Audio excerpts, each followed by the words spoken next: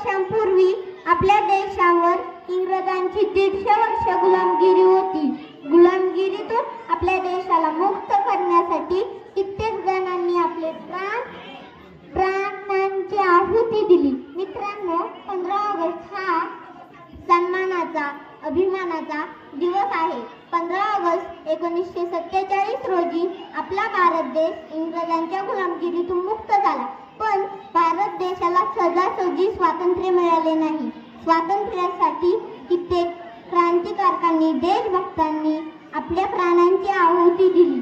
कोणी सोडले सर्व घरदार, सोडिला सुखी संसार, ज्योती समजीवन जगले, ते अमर हुतात्मे झाले.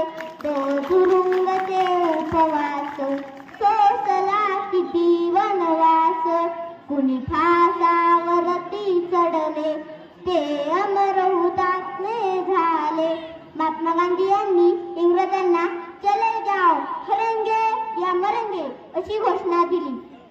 लोकमान्य टिळकांनी अनेक वेळा तुरुंगवास भोगला व इंग्रजांना ठणकावून सांगितले, स्वराज्य हा माझा जन्मसिद्ध हक्क आहे आणि तो मी मिळवणारच अशी त्यांनी घोषणा दिली. भगतसिंग, सुखदेव, राजगुरू यांनी आपल्या प्राणांची आहुती दिली.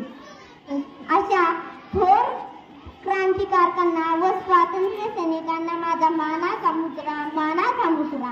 स्वातंत्र्यानंतर भारत देश कृषी, विज्ञान, तंत्रज्ञान, खेळ इत्यादी क्षेत्रांमध्ये चांगली प्रगती केली होती. तर सगळ्यांनी मिळून आपला भारत देश एक आदर्श देश बनण्यासाठी प्रयत्न करूया. एवढे बोलून मी माझे भाषण संपवतो.